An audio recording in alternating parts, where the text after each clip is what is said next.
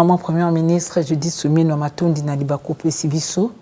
Ozali bongo mama ya Yambo, o batomboli na ebonga oyo. Tangu ozula lozola muka.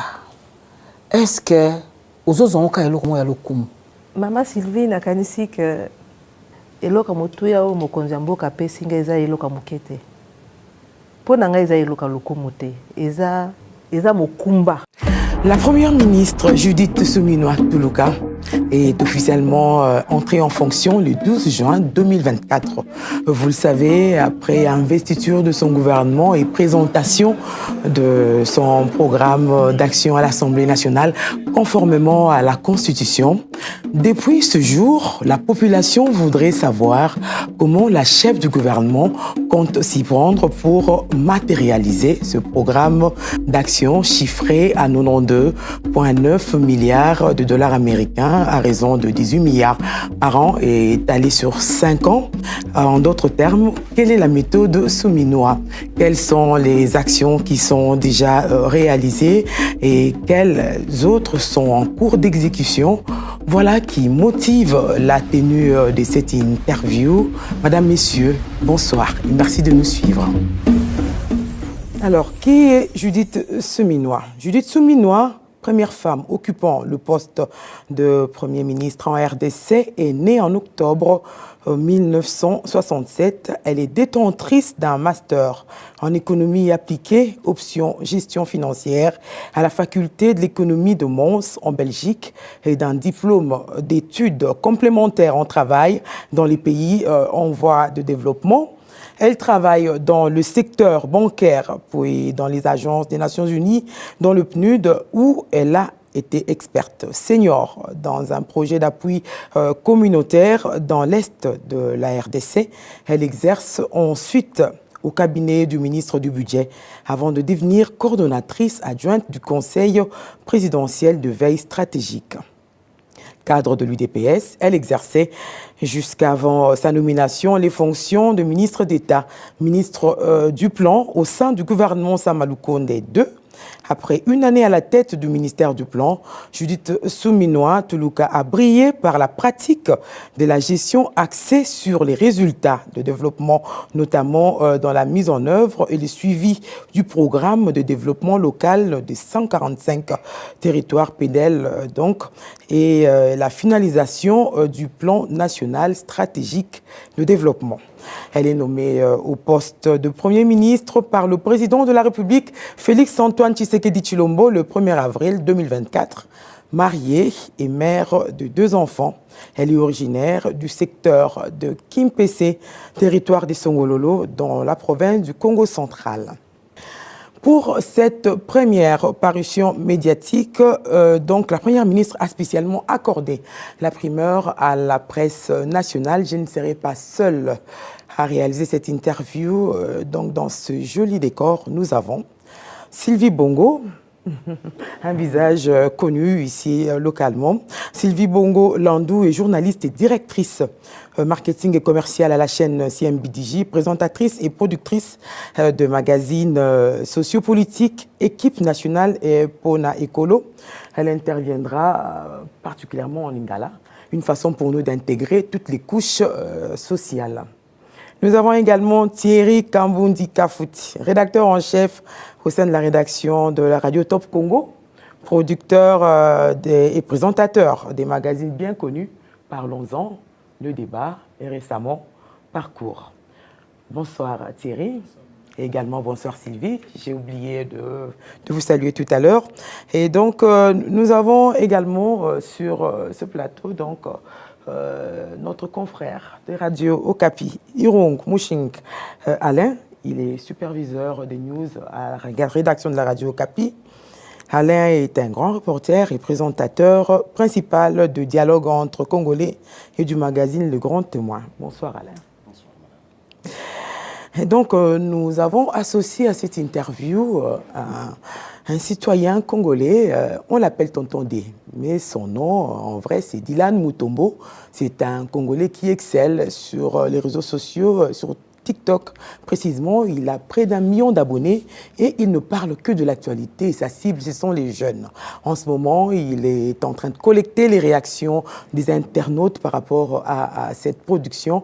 Et donc, nous le recevrons à un moment de cette interview et il aura des questions à poser. Alors, je suis à vous, madame. Bonsoir. Bonsoir, madame.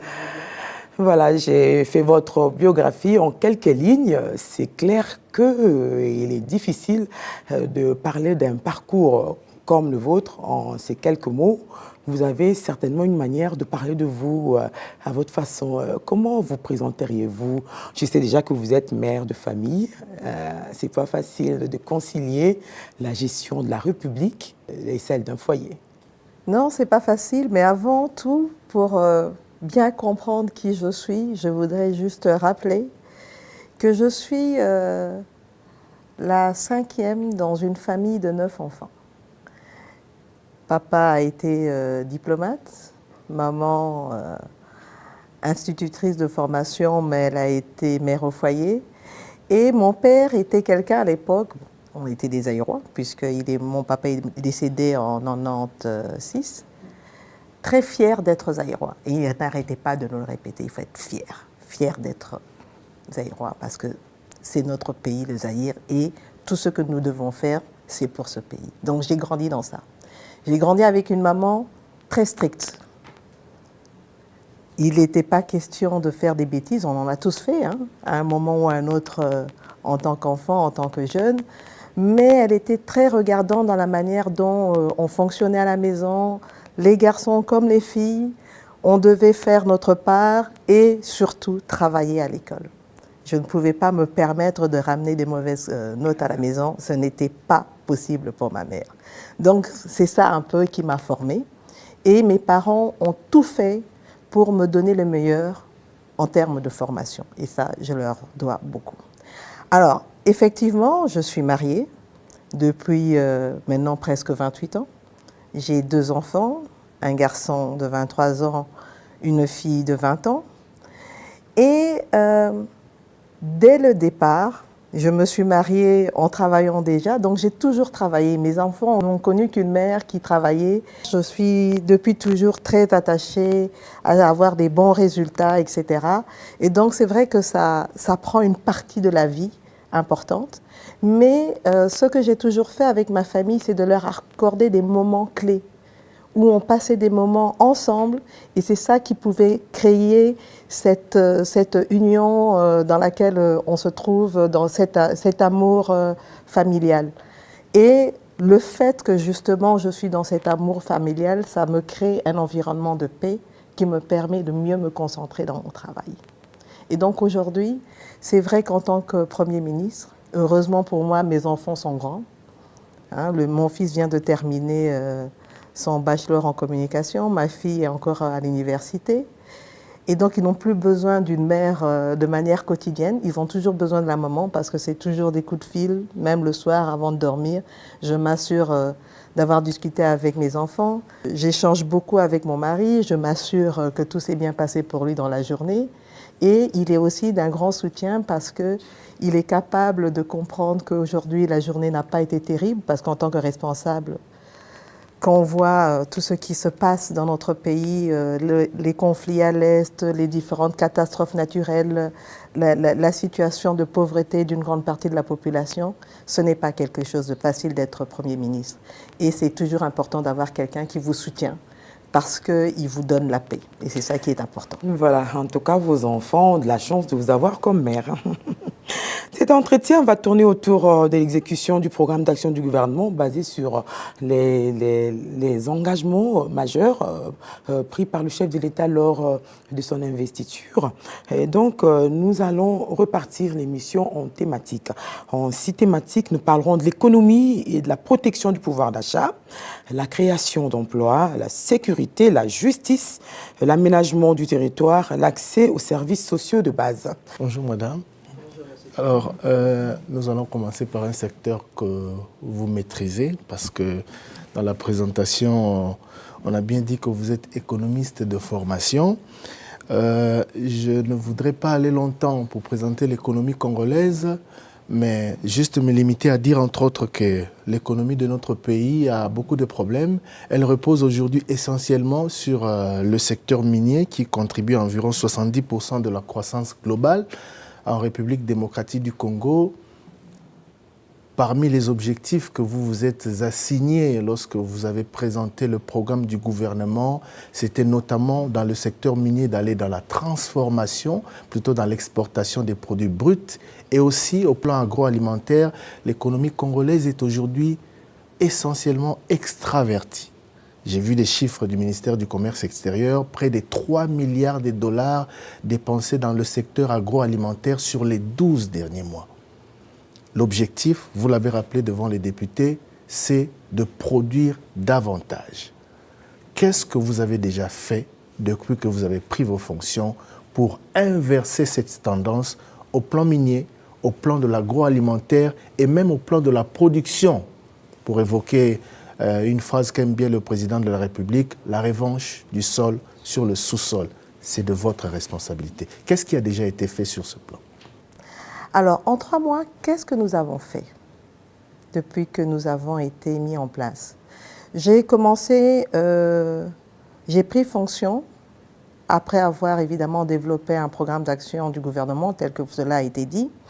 Et ce qui était important, c'était de voir quelles sont les différentes mesures que nous allons mettre en place pour vraiment asseoir notre programme et commencer à le mettre en œuvre de manière efficace. La première chose, ça a été ce travail qui a été fait pendant 2 mois pour pouvoir obtenir un budget. Nous avons aujourd'hui un projet de budget que j'ai eu à déposer à l'Assemblée nationale, en respectant d'ailleurs les délais constitutionnels. Et ce projet de budget, qui est en augmentation de 26% par rapport à celui de 2024, nous avons aujourd'hui un projet de budget pour 2025 de l'ordre de 89 000 milliards de francs congolais, donc soit plus ou moins 18 milliards de dollars. Cela nous permet de pouvoir aller en termes de répartition, 17% pour la diversification de l'économie, 13% dans l'agriculture. Donc c'est déjà, en termes de projection, une volonté forte de dire il est important d'aller vers cette diversification de l'économie. Alors, en parlant de diversification de l'économie, vous savez, par exemple, au niveau des mines, aujourd'hui, nous nous battons pour faire reconnaître nos minerais stratégiques et de dire aussi qu'il nous faut impérativement devenir maître en produisant normalement. Nous avons un projet que nous avons commencé, projet régional, avec notamment la Zambie, sur la production de batteries. Donc le projet a démarré, il est encore dans ses débuts, mais ça va devoir, à terme, nous permettre, plutôt que d'exporter tout ce qu'on a comme coltan, etc., mais de produire localement, de ne plus dépendre du prix du cobalt brut. Comme vous le savez, aujourd'hui, nous dépendons du prix qui est imposé à l'extérieur, à l'international, et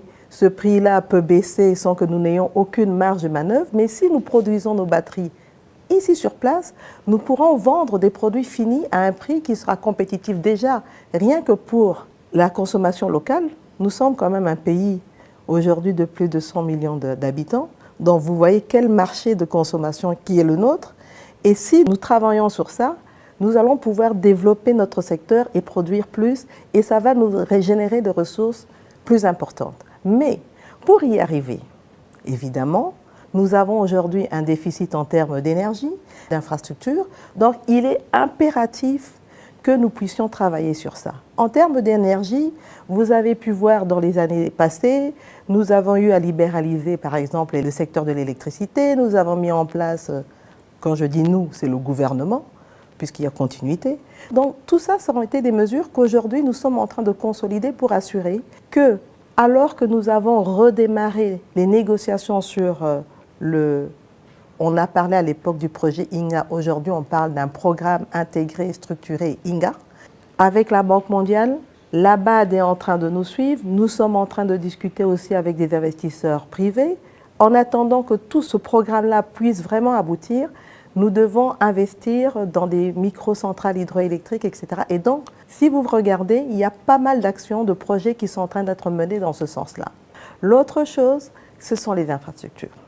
On a plus ou moins 58 000 kilomètres de routes, mais nous sommes à plus ou moins 12 000 kilomètres de routes qui sont empruntables. L'idée pour nous est d'arriver à 25% au moins des 58 000 kilomètres, ce qui nous permettrait d'être dans la norme standard au niveau de l'Afrique. Aujourd'hui, avec les négociations que nous avons faites avec 6 communes, nous avons pu obtenir dans cette négociation 7 milliards de dollars qui vont être investis dans les infrastructures. Nous venons hier en Conseil de ministres, par exemple, d'approuver un financement avec comme bailleur des banques sud-africaines.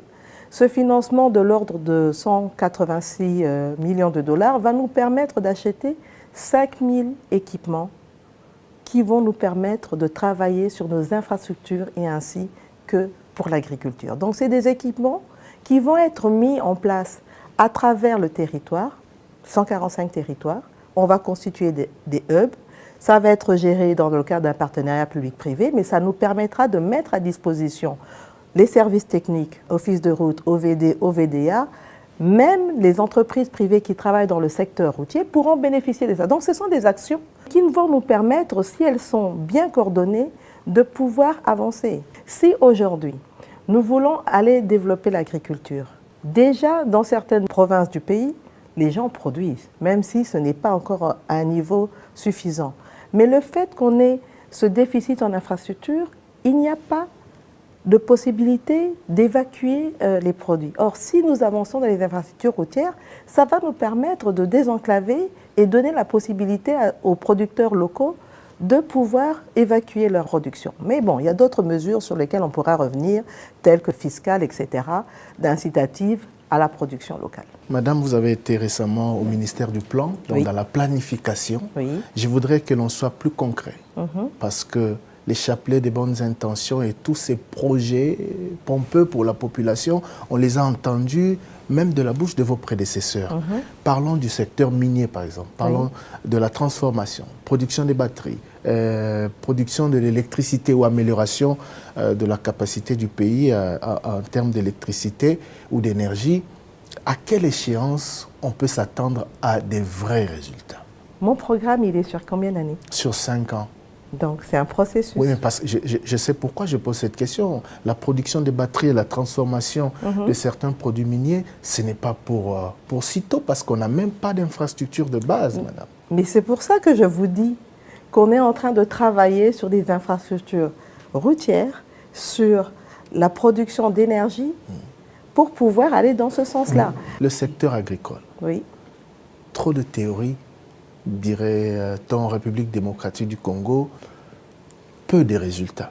En République démocratique du Congo, il y a à peine le service national qui essaie d'exister dans la production du maïs et dont on voit les résultats. Le gouvernement aujourd'hui, vous avez dit 13% du budget affecté à l'agriculture pour obtenir la vente du sol sur le sous-sol. Qu'est-ce qui est fait et comment espérer obtenir des résultats concrets sous Judith Soumino en matière d'agriculture? Vous avez donné l'exemple du service national. Aujourd'hui, le service national a produit 16 000 tonnes de maïs. C'est une chose qui n'est pas arrivée depuis très longtemps. Cette production-là va nous permettre de combler les carences d'ici fin novembre en distribuant une partie, il y a plus ou moins 7 000 tonnes qui sont distribuées dans le Kasaï oriental.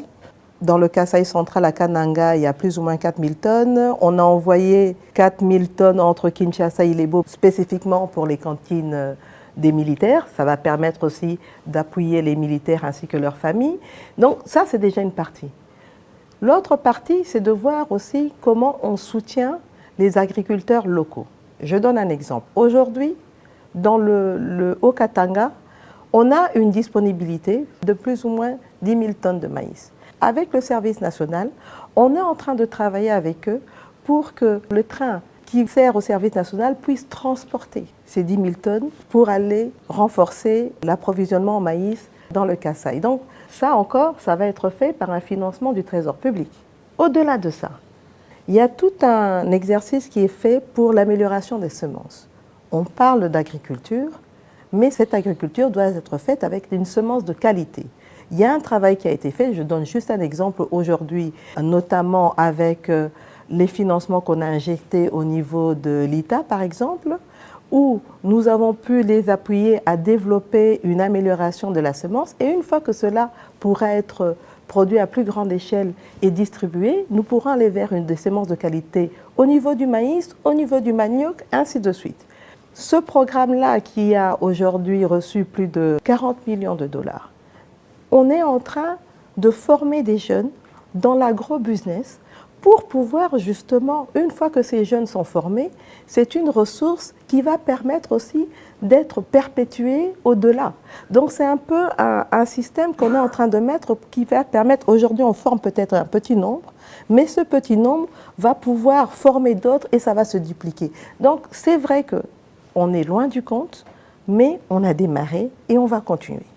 Madame, la grogne sociale est très forte et ne fait que s'amplifier. Pour ne prendre que les cas des enseignants, des médecins, des magistrats et beaucoup d'autres secteurs. Il y avait des négociations entre gouvernement et banque syndicale avant la rentrée et votre gouvernement s'est félicité du fait qu'il y avait des avancées, mais une bonne partie des enseignants ne donnent pas cours et beaucoup parlent déjà de la menace d'une prochaine année blanche. En les regardant dans les yeux en ce moment, qu'est-ce que vous leur dites ? Mais ce que je dis, c'est qu'il y a eu une commission paritaire sur laquelle le bon syndical et le bon gouvernemental s'est mis d'accord. On a bien indiqué la problématique que nous avions. On s'est mis d'accord sur un certain nombre de pas qu'on va faire d'un point de vue financier pour pouvoir déjà accomplir un certain nombre de paliers. On s'est mis d'accord sur ça. Donc si aujourd'hui, quand un accord a été pris, certains, parce que quand on dit au niveau des enseignants, ce n'est pas tous les enseignants. Du moins une bonne partie. Une bonne partie, vous l'avez identifié? Vous avez fait cette analyse? En tout cas, ils sont de plus en plus nombreux. Ils sont de plus en plus nombreux, mais je pense qu'à partir du moment où on s'est mis d'accord et qu'on a dit qu'en 2025, on allait continuer, on préfère aller sur une année blanche? Je ne pense pas que ce soit la solution. Le gouvernement a montré sa bonne foi. Nous venons d'arriver, nous avons montré notre bonne foi. Nous avons un budget que nous n'avons pas, nous, élaboré. Nous travaillons sur base du budget que nous avons trouvé. Laissez-nous la chance, avec le budget que nous venons d'élaborer, une fois qu'il va être approuvé par le Parlement et qu'il sera promulgué, à ce moment-là, on pourra faire mieux. Mais là, on fait avec ce qu'on a entre les mains. Malheureusement, madame, quand on parle avec les syndicats tels que les SIECO, les Synécat et tant d'autres, ils accusent le gouvernement de ne pas négocier avec les bonnes personnes. Et le gouvernement crée ses propres syndicats, les amène autour d'une table et signe des accords et tout. Eux, ils estiment que vous ne parlez pas avec beaucoup de personnes, les bonnes personnes, et votre gouvernement n'échappe pas à cette situation. Bon, si c'est le cas, je pense que moi, ma porte est ouverte. C'est vrai que parfois, ce n'est pas évident de pouvoir recevoir tout le monde dès qu'ils arrivent, mais j'ai fait au maximum de rencontrer tous ceux qui viennent se plaindre ou bien qui font des sittings ici. Donc, si c'est vraiment le cas, je pense qu'il est important, plutôt que de faire subir cette grève à nos enfants, de pouvoir venir et qu'on discute sur cette représentation. Mais ça aussi, c'est une responsabilité des syndicats. Parce que comment voulez-vous que nous, gouvernement, aujourd'hui, nous discutons avec un groupe, demain, c'est un autre groupe qui revient. Donc je pense qu'il est important d'aller, et ça j'en ai discuté avec les représentants de l'intersyndicale, pour s'assurer qu'on puisse aller vers les prochaines élections syndicales, qu'il y ait un renouvellement, et comme ça, au moins, on pourra avoir les personnes qu'il faut, avec qui on va pouvoir discuter. Mais pour l'instant, je pense qu'une certaine dose de patriotisme est importante pour ne pas laisser nos enfants à l'abandon et permettre au moins que ces enfants puissent aller à l'école. La création d'emplois, un point très important. Et donc, j'ai essayé de passer en revue le programme d'action du gouvernement. Là-dedans, il y a il se répartit par piliers, il y a des stratégies, des objectifs. Pour ce qui est de la création d'emplois, j'ai lu améliorer la gestion des finances publiques, développer l'agriculture, promouvoir l'entrepreneuriat et création de PME, assainir le climat des affaires, maximiser les retombées des ressources extractives. Il y a tellement d'objectifs à atteindre. Mais le point qui m'attire le plus ici, c'est l'amélioration de la gestion des finances publiques. Sur ce point-là, quelles sont les actions que vous avez pu mener durant ces 3 premiers mois de votre gestion qui pourraient être visibles au sein de la population? La première chose qu'on a voulu faire, c'est d'essayer un peu de rationaliser nos dépenses. Et pour ça, nous sommes arrivés à baisser quand même drastiquement le niveau de nos dépenses en urgence. Nous avions des dépenses en urgence qui s'élevaient à plus de 30%. Aujourd'hui, on navigue entre 7 et 10%. Donc je pense que c'est déjà un résultat en 3 mois qu'on a pu obtenir. On vient de loin. Maintenant, au-delà de ça, c'est un exemple, on vient d'ailleurs de passer ça en Conseil de ministres, décider par exemple d'octroyer un allègement fiscal à toutes les entreprises congolaises qui sont à l'est du pays et qui sont confrontées à des problèmes dus à la guerre. Quand on parle de gestion des finances publiques, aujourd'hui les ressources que nous avons proviennent en grande majorité des taxes, impôts, redevances, n'est-ce pas? Quand nous commençons à parler d'allègements fiscaux, en règle générale, j'ai les régies qui me regardent en disant « mais et nous ?» Nous avons des targets à atteindre, mais bien sûr, mais la question est de regarder comment ça se fait de manière cohérente. À partir du moment où, dans un secteur, on leur donne des allègements fiscaux, ils vont pouvoir mieux produire et une fois qu'ils produisent, ça va faire des ressources qui pourront ensuite être imposables. Donc c'est un peu cette logique-là sur laquelle nous avons commencé à travailler. D'ailleurs, vous avez pu aussi voir que dans la gestion des dépenses, nous avons pu faire un surplus en termes budgétaires de plus ou moins un peu plus de 560 milliards de francs. Donc, ce sont des efforts qui ont été faits. N'oubliez pas que nous sortons d'une situation où, l'année dernière, nous avons eu les élections, nous avons eu, et nous avons toujours ce conflit à l'Est qui nous prend énormément de ressources. Et nous devons donc gérer tout le reste en essayant d'être un peu plus cohérents dans notre manière de gérer l'ensemble de nos ressources au niveau du Trésor public. Excusez-moi, je pense que Madame la Première ministre n'est pas assez revenue sur la protection du pouvoir d'achat des Congolais. On a plus parlé des enseignants, de la grève. Je voudrais savoir ce que vous faites concrètement. La primature, depuis un certain temps, est devenue un dortoir à ciel ouvert. Aujourd'hui, ce sont les médecins qui viennent passer la nuit ici. Demain, ce sont des députés provinciaux, etc. Et les conseillers communaux qui ne sont pas payés, etc. Entre-temps, le pouvoir d'achat du fonctionnaire congolais, en fonction du taux du dollar sur le marché, s'amenuise au jour le jour. Qu'est-ce que vous prévoyez comme mesure concrète pour améliorer ou protéger ce pouvoir d'achat du Congolais? Mais avant de vous répondre, vraiment, je vais vous dire une chose. Tous ces gens qui viennent faire le sitting ici, certains même sont en train de dormir, je leur ai posé la question quand je les reçois, mais je vous dis que je vais vous recevoir demain. Toye bioza maman. Il y a un toye pas parce que yo, il y en a qui ont eu des réponses. Les conseillers communaux, on a trouvé une solution. On a commencé à payer au niveau des frais de fonctionnement, au niveau des exécutifs provinciaux. Dernièrement, les députés provinciaux, ils m'ont écrit en me disant « Ah, merci beaucoup, ils viennent de recevoir 2 mois de salaire. » Bon, les médecins étaient là la semaine dernière. Les médecins étaient là la semaine dernière. Je leur ai dit « Écoutez, vous partez en commission paritaire le 7, allez-y, discutez en commission paritaire, mettez-vous d'accord et ensuite, on va pouvoir cheminer. » Donc, je pense que c'est important. Aujourd'hui, nous sommes dans une situation où le social du Congolais, et particulièrement du fonctionnaire, est un élément important. Alors, en termes de pouvoir d'achat, la première chose qu'on a faite, c'est de voir, il fallait déjà au moins stabiliser le franc congolais. Je pense que vous avez pu observer que depuis qu'on est là, le taux de change reste quand même stable, n'est-ce Ce pas? n'était pas le but, il fallait équitable. Non, il fallait équitable, mais papa, héros kita mbalamoko. Nada la baguette magique te en kita mbalamoko. Pendant kita, nous devons travailler, ça revient à votre première question, nous devons travailler sur la diversification de l'économie parce que à partir du moment où nous importons moins, donc nous avons moins besoin d'aller rechercher des devises et nous pouvons plus utiliser à terme les francs congolais et donc nous aurons moins de pression sur le taux de change. Mais pour ça, comme je l'ai dit, nous sommes en train de prendre un certain nombre de mesures pour travailler sur les diversifications en appuyant,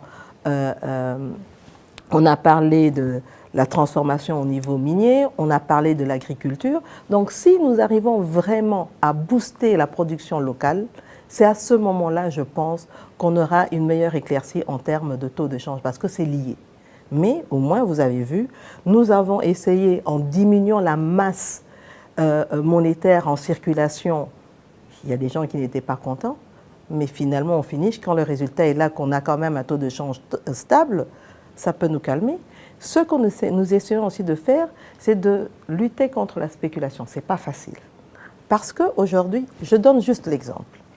Vous avez vu, nous avons pu, en discussion avec les pétroliers, parce que c'est cette discussion qui a été faite, ensemble, on s'est mis d'accord sur les paramètres qui jouent sur le prix du carburant. On a travaillé notamment sur le prix moyen frontière, etc. Et nous sommes arrivés à baisser le prix du carburant, n'est-ce pas? Vous l'avez vu dans les stations d'essence. Mais en termes de spéculation, les gens ont commencé à dire « Ah non, mais peut-être que c'est juste une baisse aujourd'hui, demain ça va augmenter. » Surtout qu'il y a un conflit au Moyen-Orient, madame. Oui. Ça risque de créer une autre crise et oui, le prix risque de repartir. Même admettons que... Parce que ce sont tous des paramètres qu'on prend en considération. Et dans le manque à gagner qu'on calcule, et que nous parce que vous le savez, le prix du carburant, il est subventionné par l'État congolais. Sinon, le Congolais lambda paierait beaucoup plus. Donc l'État prend en charge toute une partie de ce coût-là pour éviter cette pression au niveau du Congolais lambda. Mais si nous sommes arrivés aujourd'hui à baisser le prix de 3340 à 2000, c'est 2990, hein? Puisque nous arrivons à 2990, admettons que d'ici 2-3 mois, il y ait une explosion, parce que c'est des risques. Évidemment, il faut en tenir compte. On ne peut pas gérer sans faire une analyse des risques.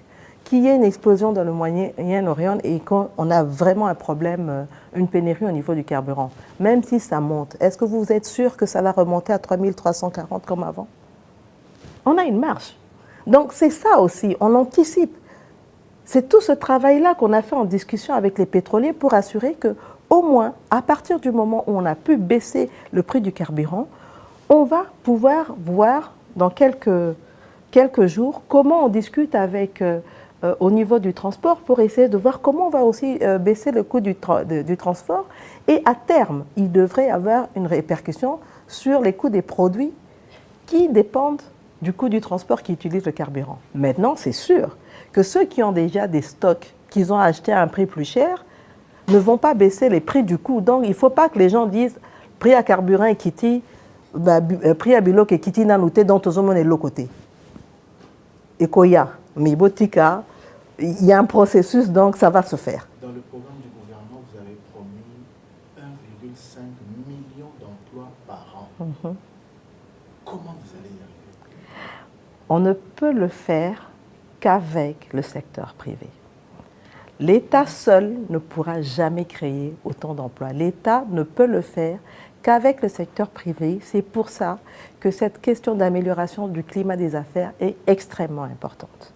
Quand j'étais encore ministre du Plan, nous avons travaillé sur un certain nombre de réformes à mener en vue d'améliorer le climat des affaires. Dans ces réformes, il y a évidemment la digitalisation pour aider aussi à limiter la corruption parce que ça a un impact.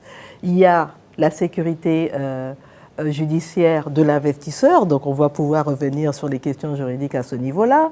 Il y a aussi la nécessité d'avoir, j'en avais déjà parlé, des incitations fiscales, etc. Donc il y a toute une panoplie de mesures que nous avons prises. Teresa Kaneti, les lots aux lamba. Avant, si les saroto, au banana, une mesure à mon tout. Le délai court déjà. Madame. Oui, le délai court. D'ici la fin de cette année, en principe, c'était déjà 1,5 million. Parce que c'est chaque année jusqu'en 2028. Oui, d'accord. Mais malheureusement, moi, j'ai pris fonction. La suite, ce sera avec Voilà. Alain Yomu. Madame, vous parlez du secteur privé, mais déjà créer une entreprise ici au Congo, je connais des proches qui en ont fait la mère expérience. Et le gouvernement a un chapelet de beaucoup de bonnes intentions que vous avez énumérées, la digitalisation et bien d'autres, mais sur terrain, concrètement, ça ne suit pas, madame. Écoutez, particulièrement dans la création d'entreprises, nous avons un service public qui est le guichet unique de création d'entreprise, qui a eu, depuis un certain nombre d'années ou de mois, des problèmes de fonctionnement. Et donc, évidemment, cela a impacté sa capacité. On avait, au départ, un service qui, en 3 jours, permettait de créer vraiment une entreprise.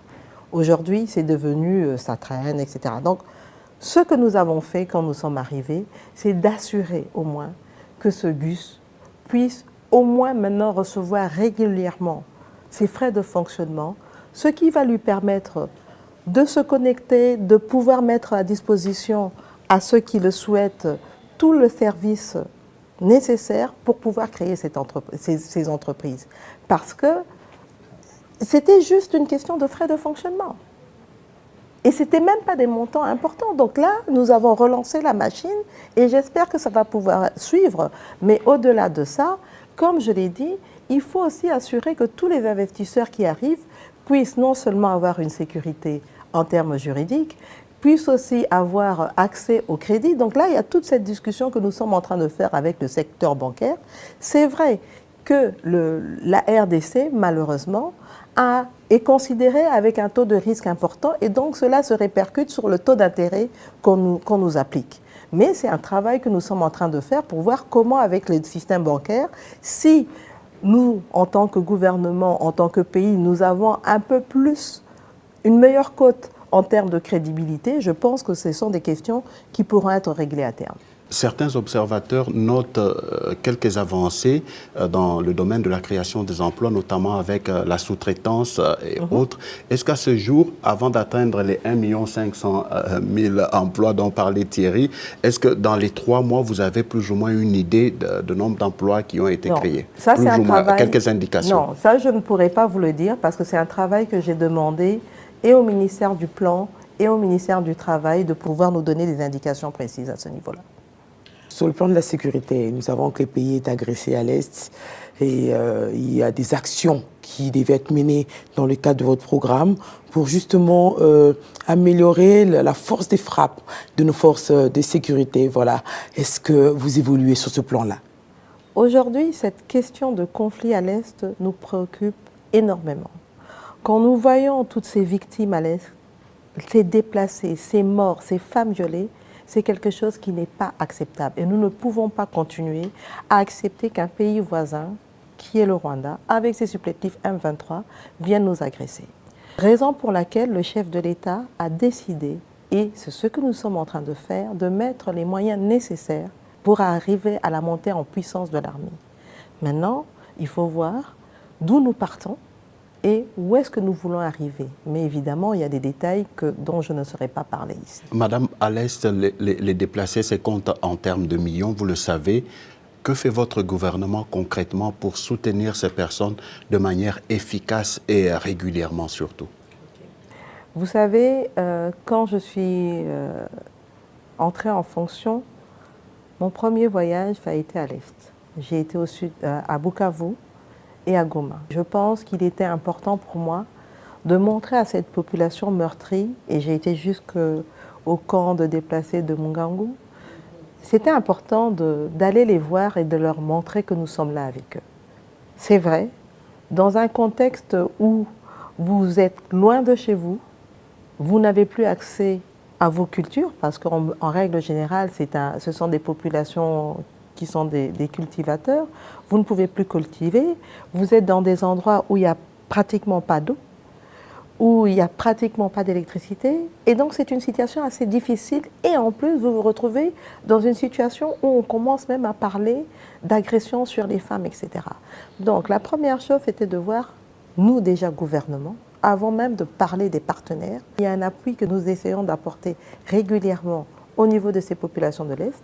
J'ai la ministre des Affaires sociales et humanitaires qui y va d'ailleurs régulièrement. D'ailleurs aujourd'hui, elle est à l'Est suite au naufrage que nous avons eu. Et vraiment, il faut avoir une pensée pieuse pour toutes ces personnes décédées et vraiment toute ma compassion à leurs familles. Et donc, c'est une situation qui nous interpelle et nous essayons de pouvoir trouver des solutions en termes d'appui humanitaire. Mais la meilleure des choses pour nous, c'est d'en finir avec cette guerre. Parce que même si on donne des appuis humanitaires, le plus important pour cette population, c'est de pouvoir rentrer en paix chez elle. Nous avons, comme je l'ai dit, le volet militaire avec le travail qu'on est en train de faire sur la montée en puissance de l'armée. Nous avons le volet diplomatique. Nous sommes en train de travailler sur ce volet-là. Vous suivez régulièrement. On est dans les discussions dans le cadre des accords de Luanda. Et d'un autre côté, il y a aussi, d'un point de vue judiciaire, où nous travaillons, non seulement il y a toutes ces actions judiciaires aujourd'hui à l'international, pour non seulement qu'on puisse avoir un certain nombre de sanctions, ça c'est l'aspect diplomatique mais aussi judiciaire, des sanctions, indemnisations par rapport à tout ce qui se passe à l'Est, mais aussi il y a tout ce qui concerne la justice transitionnelle où il va falloir trouver aussi un moyen de pouvoir réparer toutes ces atrocités qui ont été faites à l'Est. D'un autre côté, nous sommes en train de travailler sur l'aspect économique lié à cette guerre. Parce que comme on le sait, cette guerre aujourd'hui, elle est pratiquement liée à des causes économiques. L'exploitation illicite de nos ressources. Et donc pour ça aussi, il y a un certain nombre d'actions que nous sommes en train de mener, tant au niveau diplomatique qu'au niveau économique, pour essayer de bloquer tout ce processus de ressources qui vont à l'Est. Quand je dis à l'Est, dans les pays frontaliers évidemment. On prend aujourd'hui la question de Primera Gold. À partir du moment où on a pu mettre cette entreprise en place, qui a pu commencer à capter toute la production artisanale de l'or, ça permet de bloquer le passage de l'or dans les pays voisins. Aujourd'hui, vous avez vu que nous avons même encore été, il y a eu cette déclaration du secrétariat d'État américain au travail qui parlait du travail des enfants dans les mines.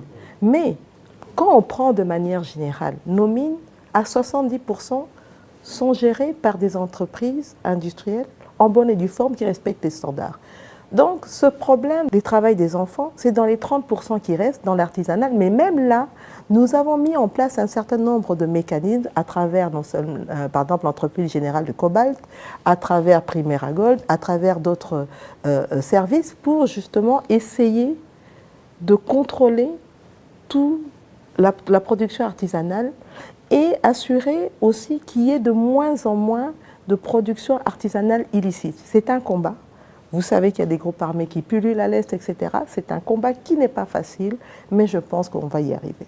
Madame, plusieurs observateurs, une fois de plus, acclament le travail qui se fait par le truchement du ministre d'État, ministre de la Justice, qui désengorge les prisons.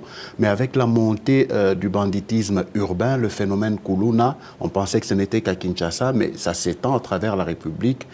Le gouvernement risque de faire un travail pour rien. Parce que ces jeunes-là vont être arrêtés, de nouveau renvoyés dans les prisons, et ce sera un cycle vicieux finalement. Au moment de mon investiture, il y a des honorables députés qui m'ont demandé pourquoi, dans mon programme d'action du gouvernement, le pilier paix, sécurité, justice venait en deuxième position, alors que le pilier diversification de l'économie, création d'emplois venait en premier. Simplement parce que tous ces jeunes aujourd'hui, on doit leur donner du travail. Et c'est sur ça qu'on est en train de travailler. C'est vrai. Nous sommes dans une situation où, prenons la prison de Makala, construite en 1957, ça fait combien d'années? faut faire le calcul. 67 ans. En 67 ans, il n'y a pas eu une nouvelle prison ici à Kinshasa. Cette prison qui était construite pour 1500 personnes, aujourd'hui vous avez vu, malheureusement avec cette catastrophe que nous avons eue au niveau de la prison au moment de la tentative d'évasion, on avait plus de 14 000. Ce n'est pas possible. Il y a ce processus de désengorgement de prison qui est important.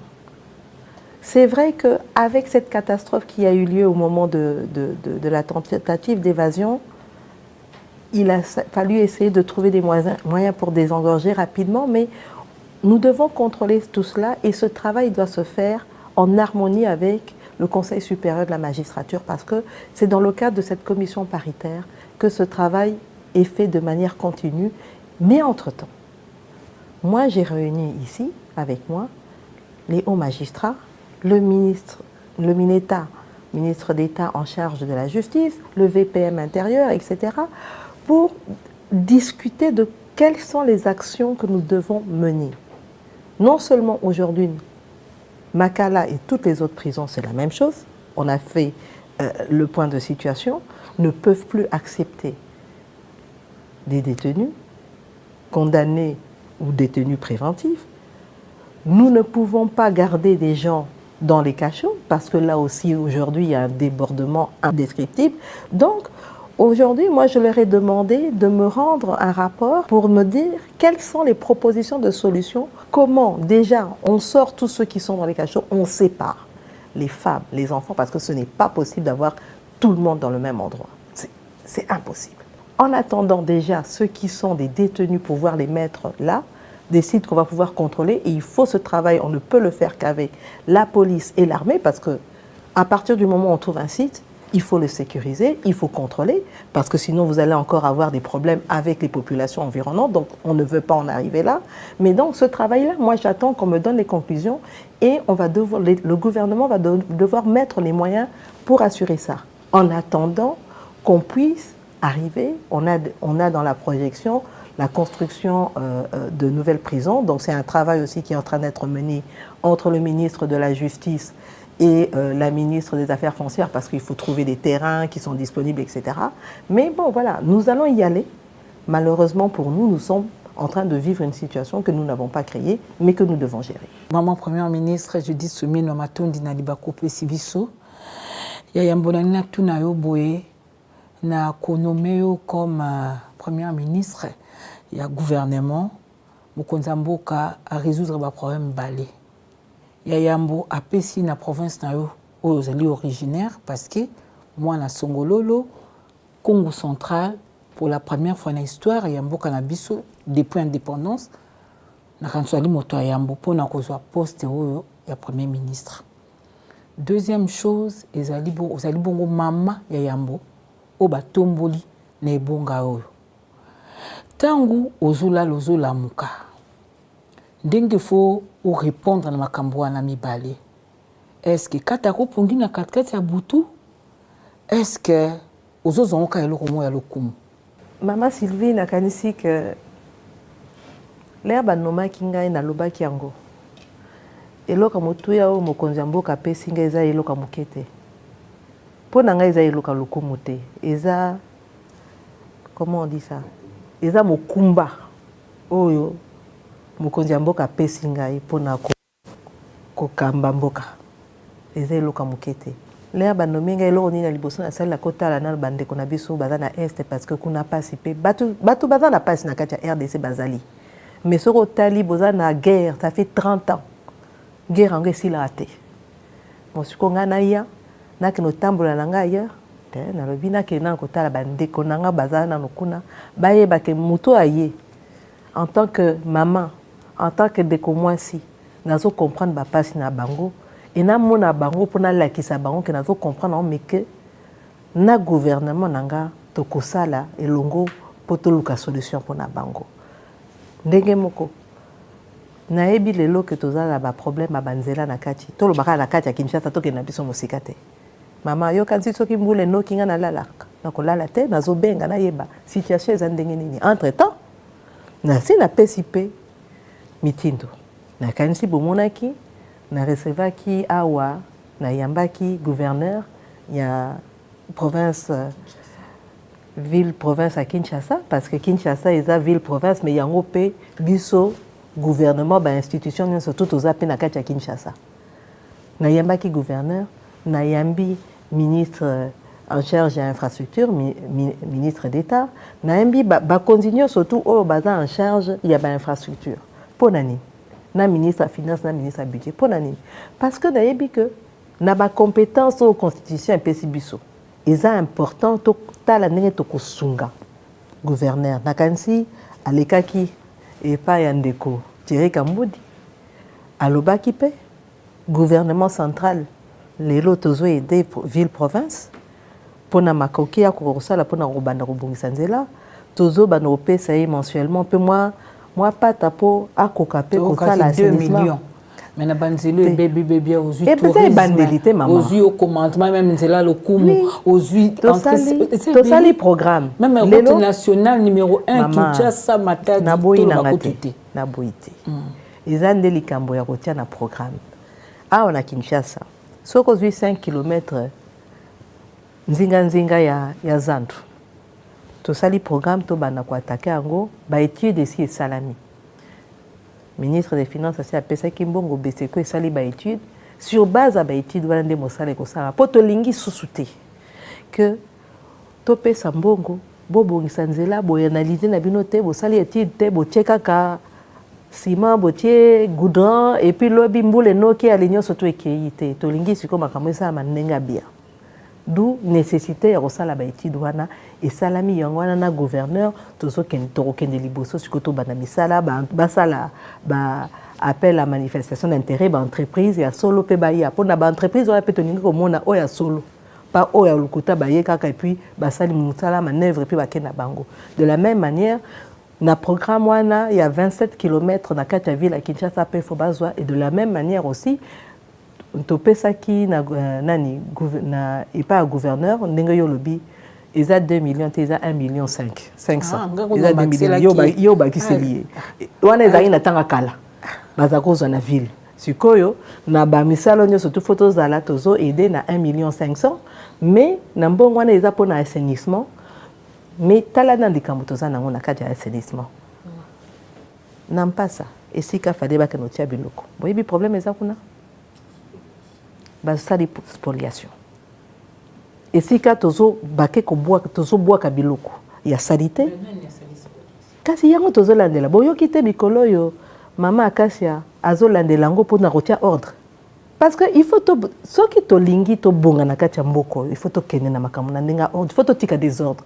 mais biso moko pe ba congolais et l'état ko sala musala na ye mais biso pe congolais mutu na mutu pe asala pe mpar na ye parce que to kondimate que ceux qui tolingi mboka na biso to boya nde désordre to boya corruption to boya désordre to boya corruption wana ti otienga lokolo na kati ya justice mais yambona tuna makambo ya justice wana nakoloba mama Judith tolali tolamuki biso to sepeli parce que carburant ekiti en tout cas il faut to saluer yango po eza likambo moko na peut-être soki eza une première mais eza eloko moko c'est un fait quand même rare nde tokokoloba tabwe na lopoto. Mais tout le monde a la mboka msusu bapaya ceux qui baissent salaminde wana automatiquement na biloko lokwa mapa na biloko na makambo kwa transport no mbangu na semaine kolanda il faut to sentir réaction par rapport à Beswan sur l'autre to kolobake yona professeur mukoko bo sala rare loko moko lokola pona bo sepelisa kaka mboka donc loko mo sana na fondement te liboso na corriger na ndika mama eza likambo ya ngai na professeur mukoko te l'économie eza likambo ya gouvernement ngana za premier ministre ya gouvernement mobimba sikoyo c'est vrai ndenge na lobaki tout à l'heure na kasi na lobaki yango na papa Héron ou bien na papa Thierry tozo zela ba retomber salama na niveau ya transport il faut pas payer kita donc on est local liboso donc ministre à transport na ministre à économie d'ailleurs ceux qui bolanda qui compte rendu à gouvernement lobby na communication nanga na sengi bango na pesi bango ba instruction pour balandela lika bango prix ya transport ekita prix ya biloko pe ya kolia par exemple faut ekita mais pour ekita yo soko za commerçante maman osombaki eloko na yo na 1000 francs ata carburant ekiti okitisa mbala moko po yo il faut gagner 1000 francs na yo olingi ngai natia désordre ba maman commerçante ba comme na faillite pour ngana kitisi tout gouvernement kitisi to à carburant prix à carburant donc il faut que ça la manatango nango bango bazana ba stock na bango il faut ba épuiser ba stock na ba stock asika nde tokotala application ya baki ba talo ekita mais pona wana pe il faut moi contrôler zala to lingite que contrôle wana koma baba no tungisaka bato te eza wana te mais il faut ba inspecteur ya économie ba kita na terrain ba yeba moto yo ozana ma marchandise na yo osomaki yango quand période osomaki biloko na ezaki na talo boye ti oko épuiser stock na problème ezate mais l'air comme na stock asika a ozwi yango avec bénéfice ya prix à carburant ekiti période wana pe sikoyo il faut to bano appliquer pe baisse à prix oko appliquer prix aux ala qui n'ont libosoté. Moi je dis est-ce que depuis ozui poste au social wenze moko mais pour que na que wenze ça ezali kama mukete poso na lobiki na keka nga mo ngai moko maman je dis na keka boye bato nyonso to bazo welanga moyen ezate donc na kendeke mais ya moi ko bomba na pofo pe na yeba makambo eza ndenge nini soko ozoyeba lelo oza na esengo ya komona mama azalaka komema kitunga lelo akomaka na sachet soso tozali kosomba bobimba lelo bakoma kodemonte na bapièce mama Sylvie toloba likambo ndenge eza likambo yango ebandi lelo ou bien biso nyonso to tokuti yango mbete sikoyo tozolinga kobongisa ntango ozwaki bokonzi oyebaki te nayebaki opesa baresultat kasi nayebi te yango wana nde tozosalela mosala mpo baresultat ezala nalingi lelo mpio di lokola 1 kilo eza na 8000 francs ekita mwa moke mutu oyo akoimporte mpio di oyo ekoya mikolo oyo lere akozwa camion grève mpe ya bacamionnaire esili te boyokaki sango bongo ya ciment mais kasi te prix mpe ya ciment mpe fo ekita parce que grève ya bacamionnaire esili yo koexplike nga ndenge nini bacamionnaire badeside basala grève yo oza na stock na ciment na Kinshasa omatisi prix mpo na nini grève wana impacté au point de so ici ce n'est pas de la spéculation yebisanga biso mpe bakongolais to milingana entre biso pourquoi tolingaka kaka yo oza individu yo gagner plus que baninga otiaka baninga nyonso na pasi c'est ça aussi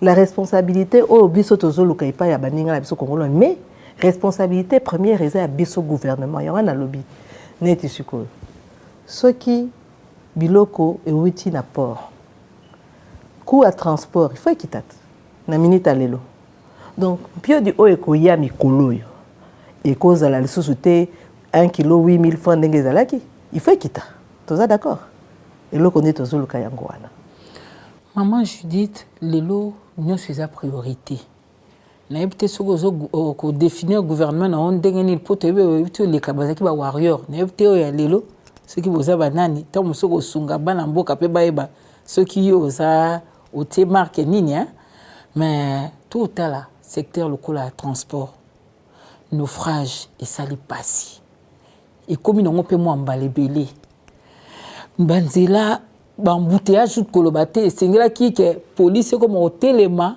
na balabala mpo ateya bino bakonzi ke sens unique eza mabe mpo bino nde moto bosalaka yango soki otali compagnie ya aviation tokomobikela nde na caprice ya CA baza société privée so tokela bainfrastructure toloba na biso te courant mpe na mai toloba na biso te mama Judith na mboko nyonso ezali prioritaire ozotia mutu na vraiment na esika nini na ngonga nini ya moyen terme bana mboka bakoloba ya solo mama moto akomi wana esengeli makambo ezala autrement que ntango mibali baza kogouverner ya solo mama Sylvie ndenge olobi bapriorité eza ebele yo moko omoni alerte tobando solola tolobi nini totala pouvoir d'achat bacongolais totala ndenge tokokitisa yango yango tobandi $3 ça fait 3 mois tozaka na 2870 ezo nage kawa eza quand même stable bamisusu balobaki yo te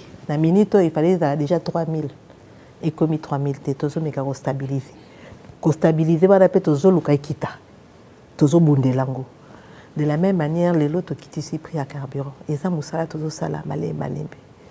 Sikoyo, ngana lobi boye mama. So oza na kati ya libulu. Oza na 100 mètres na se. Ata mati 80. Mutu o aza libanda azo mono wapi. Na libulu. Problème na biso yango wana toza nango na Congo, na RDC. Batu nyonso tu bazo mutala ka babia aza na kati. Pourtant na mati etikeleka 20 mètres na bima. Donc kalate mutu nezo monana. Tozo tambola, malembe toko bima. Maman Judith, na saki mo enquête balobi awa. Bon, il y a quelqu'un qui a accès. Na saki mo enquête balobi awa. Maman Judith peut-être rigueur ou ayekola ki ou a zone PNUD aye nango penza. C'est-à-dire so ba ye lui au signataire, faut landela. Document moko mo otanga opesa boy. Liko nango otu bakisa ba lettre de mission. Donc chaque ministre ou la kisi eloko ni esengeli asala limite na ye na misala pe yaye. Kaka lobi o annoncé pour lui que évaluation moko ikoya. Tout li qui a été na suka nango ba o bako kota na logique na ote et sengela na bomba rendre ba tablier to ko sala mandenge nini po yebiete ba composition le quoi gouvernement boye ils a plus na dose politique que technique. Donc ba technocrate bazala c'est par rapport à dose politique. Wana ngana rozongi so epa mokonzi ya mboka. Mokonzi ya mboka lobini ngai na tie en place toloba bauti pour et permettre ngai na kolandela misala ya ba membre du gouvernement nanga. Ngai na lingi chaque membre du gouvernement asala musala na yenda bima. Yangwana parenthèse bomona anga libanda pamba te parce que pour nangai musala wana eza musala ya chaque ministre da secteur ne yende fois bima ngana za na sima nazo tala nazo coordonner na landela et si kay loko ezo sala ma bien tena toko ko solo ba bomisa ba lettre de mission wana ba rolandisa na ba feuille de route eza poto évaluer bango mokonzi ya mboka lobaki chaque membre du gouvernement serait évalué sans sentiment. Ce qui osa évaluer. Famille politique nao. Mais eza musala toza awa mokonzi mboka ye mokasi lobaki kaka ndenge moko ngape na lobaki na ba membre du gouvernement à partir du moment to comme membre du gouvernement toza sous na couleur politique te na kati ya gouvernement na biso. Toza wana pona mboka.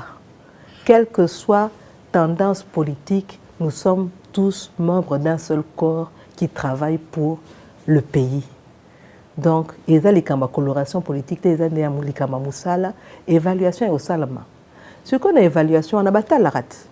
Au Corée, les locaux évaluent Moutumabe, mais ceux qui ont la raison pour Nanini, et locaux on salama qui bientôt. Au côté là, on mesurer et salama qui bientôt parce que. Ceux qui ont vraiment fautinaye, ils ont fautinaye. Mais ceux qui ont fautité, il faut peut-être talandé to ko pesaye ba koki. Donc c'est tout ça qu'il va falloir, un bon gestionnaire, c'est tout ça qu'il va falloir regarder. Mais dans l'ensemble, on a beaucoup de choses satisfaites dans l'action gouvernementale. Gana le biboy. Les lots sololi. To leki cap ya 100 jours hein. Na habité pour nani les batonnions surtout ba luka. Na lobara na 100 jours. 100 jours ango ba koma wapi keza obligatoire. Pourquoi bino bolinga na 100 jours na ba noloba toza sati toza bandeli. To bandi kotia makoki poto kendeli boso. Poti kangai to sala na musala.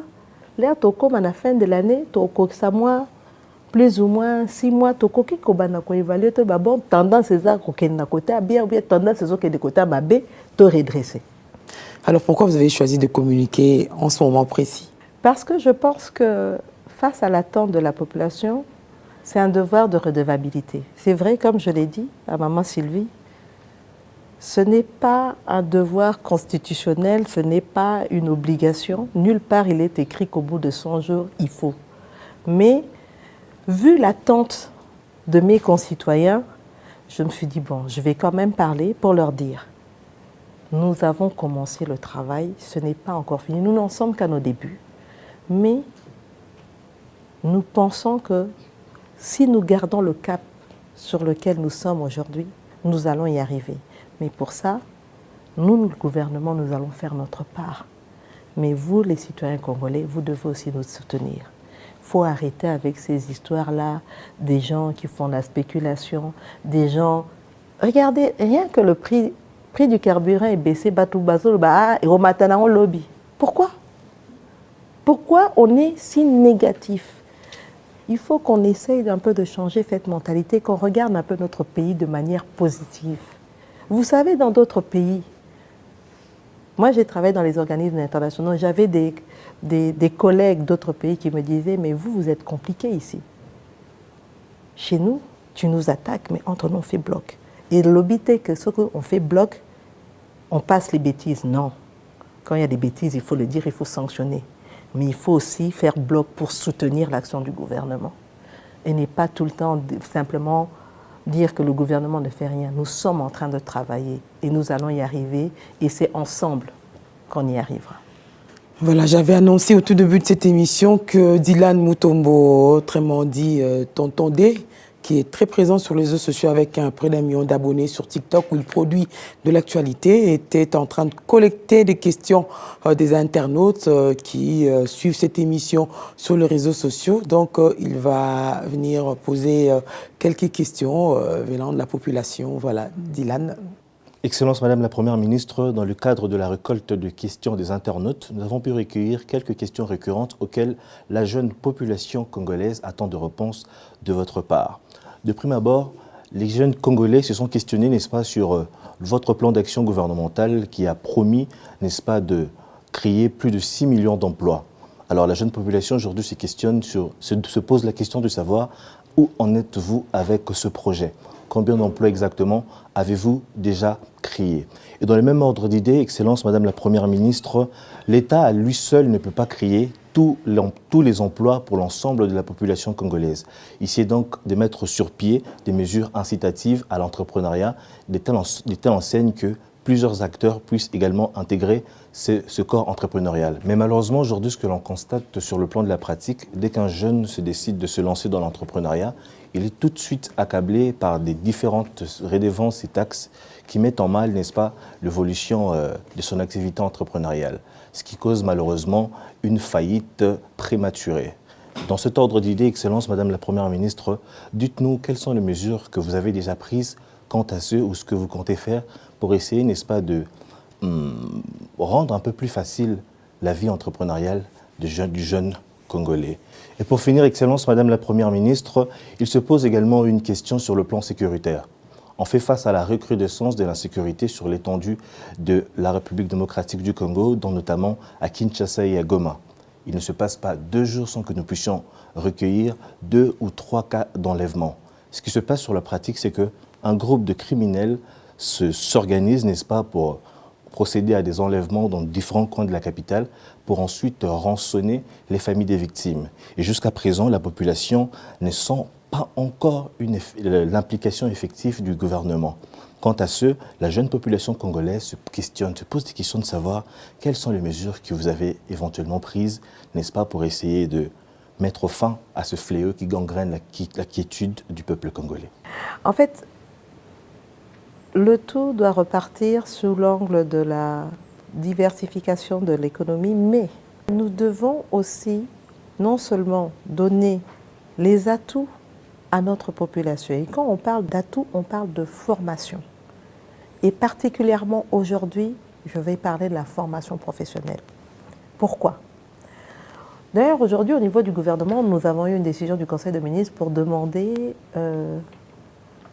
à la ministre de l'ESU de pouvoir faire une évaluation sur le programme qui sont mis en œuvre aujourd'hui au niveau de l'enseignement supérieur. Parce que nous devons impérieusement adapter notre formation aux potentialités que nous avons d'un point de vue économique. Quand on va regarder, qu'est-ce qui sort de nos universités? Nous avons des médecins, nous avons des juristes, nous avons des économistes, que je suis. Mais il y en a énormément et ça ne répond pas aux besoins du marché. Et donc ça, c'est ce travail-là déjà que nous sommes en train de faire en premier lieu. Raison pour laquelle, aujourd'hui, nous avons un ministre pour la formation professionnelle. C'est extrêmement important. On met un focus sur ça parce que nous devons assurer de former les jeunes dans des métiers qui seront porteurs. Aujourd'hui, je vous ai parlé, par exemple, du programme INGA. Dans ce programme-là, nous allons avoir évidemment la production en énergie électrique. Nous aurons dans ce programme-là la nécessité de construire un certain nombre de routes là où on va faire passer au-dessus l'électricité, mais il faut aussi que nous ayons des routes. Nous devons dans ces routes-là faire passer la fibre optique parce que nous voulons aussi avoir cette montée en puissance avec l'informatisation, la digitalisation, l'intelligence artificielle. Mais tout ça va nécessiter d'avoir des métiers qui vont avoir l'expertise de pouvoir faire le travail qui sera. Si nous prenons le port de Banana, dans la construction de ce port, nous avons besoin de technicité. Mais nous devons avoir des personnes qui sont capables de... Donc, c'est tout ça sur lequel nous sommes aussi en train de réfléchir. Et donc, il y a cet aspect formation qui va être important parce que c'est ça qui va permettre d'avoir un certain nombre de personnes qui sont aptes à occuper les emplois qui vont être créés. En termes d'incentives qu'on donne pour la jeunesse, vous avez vu le chef de l'État, dans son mandat passé, a eu à créer un certain nombre de structures pour aider les jeunes entrepreneurs. Il y a aussi la mise à disposition d'un certain nombre de fonds, comme le Fonds des générations futures, FOMIN et tout ça. Ce sont tous des fonds qui, aujourd'hui, ont été mis en place pour assurer que nous pouvons appuyer les jeunes entrepreneurs. Ça a commencé avec l'RSP dans la sous-traitance. Vous avez vu, il y a tout ce mouvement-là, le FOGEC, pour pouvoir aider un certain nombre de jeunes entrepreneurs. Ce n'est qu'un début, mais en même temps, et je l'ai dit, il faut impérativement qu'au niveau de l'amélioration du climat des affaires, les choses se fassent effectivement. Il y a tout un certain nombre de réformes sur lesquelles nous sommes en train de travailler. Certaines ont été mises en place, d'autres doivent suivre. Que ce soit au niveau de la digitalisation, pour baisser ne fût-ce que la question de la lutte contre la corruption. Si tout est digitalisé, toutes ces personnes ou tous ces services qui vont chaque fois demander quelque chose, ça va se faire d'un point de vue numérique. Il n'y a plus ce contact-là.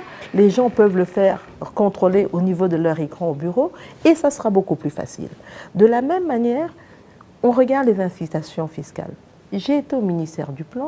Il y a toute une série dans le Code des investissements. Et d'ailleurs, on a même dit qu'on devrait travailler sur une révision du Code d'investissement pour l'améliorer. Mais il y a toute une série de mesures qui sont données à ceux qui veulent investir. Donc, il y a toute une panoplie de mesures que nous sommes en train de prendre pour assurer que celui qui veut entreprendre dans notre pays, que ce soit l'entrepreneur local, le Congolais, que ce soit l'étranger, puisse le faire dans des conditions adéquates parce que, comme vous l'avez dit, c'est le seul moyen pour nous de créer les emplois. Ce n'est pas la fonction publique qui va créer les emplois. Il faut créer les emplois dans le secteur privé et c'est avec le secteur privé qu'on va pouvoir avancer.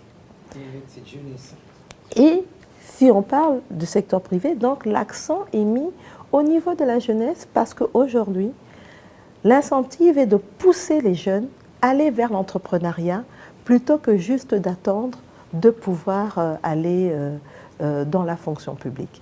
Et ces jeunes-là, comme je l'ai dit, il faut leur donner les outils. Non seulement la formation adéquate, je vous ai parlé tout à l'heure au niveau de l'agriculture, on est en train de former, dans le cadre de l'agenda de transformation agricole, un certain nombre de jeunes. On en a déjà formé, je pense, 1800, c'est très peu.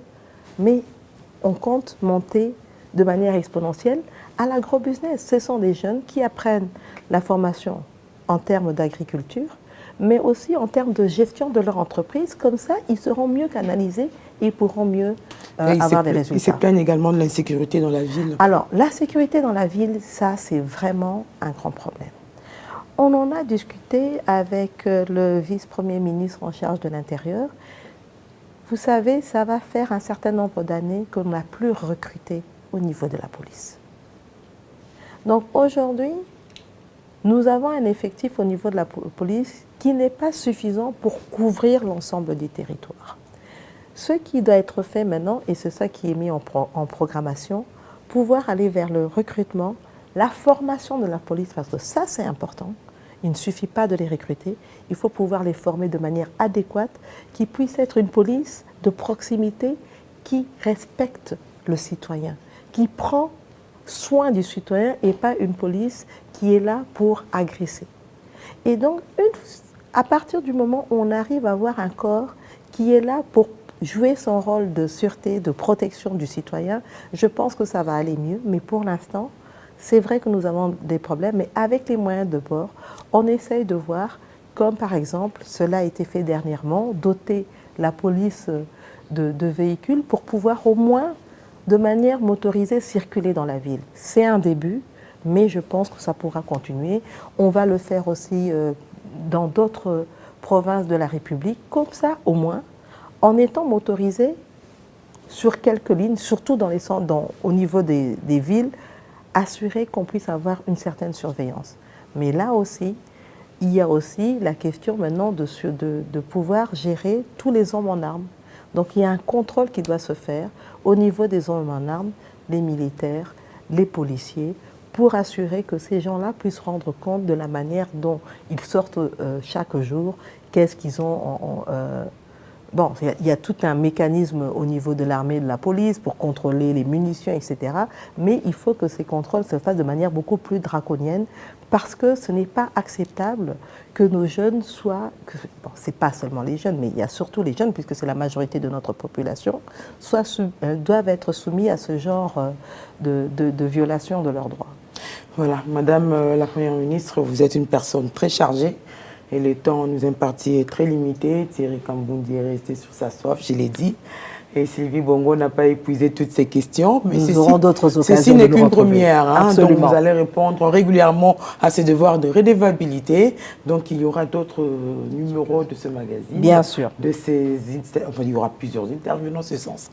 Et donc on se retrouvera à coup sûr. C'était un plaisir et merci d'avoir répondu à nos questions.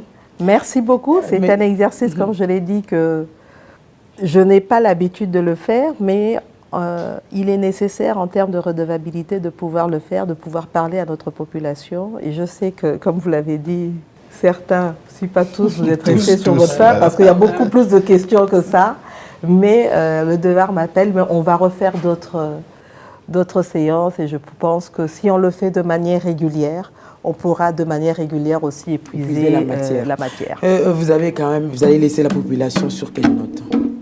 Nalobi boye pona bana mboka ba congolais bandeko nanga ba mama nanga ba leki nanga ba papa nanga gouvernement ezosala bino moko boyebi bo votaki président de la République Félix Antoine Tshisekedi Tshilombo bo votaki parce que bondimaki kalingi ko bongisa mboka yepe azotika biso te azoyebisa ngai chef à gouvernement il faut bosala po mboka ebonga ndenge na otoloba nalobi mingi te tolobi mwa ndambo makambo eza ebele mais biso tokosala mosala na biso mais bino pe population faut bo encourager bo simba toza wana pona bino toza wana pona bato mosusu te nga lelo soki naza chef de gouvernement et que nasali eloko te nakoloba nini nakosilisa manda na ngai eloko moko te esalami nakosepela te donc mpo na ngai eza etumba ya mikolo nyonso tu mpo na bino population congolaise tozosalela nde bino bolemba biso te au contraire bondima ke tozokende liboso tosi topesi bino mwa ndambo tolakisi bino ke mosala ezosalama lelo prix ya carburant ekiti mais eloko mosusu ezoya malemi tozokoma. Madame la Première ministre, merci. Merci beaucoup. Merci également à mes confrères Sylvie Bongo, Thierry Kamboundi et Alain. On se retrouve très prochainement. Et merci à vous, chers téléspectateurs, de nous avoir suivis de partout à travers le monde. Nous vous disons à très bientôt.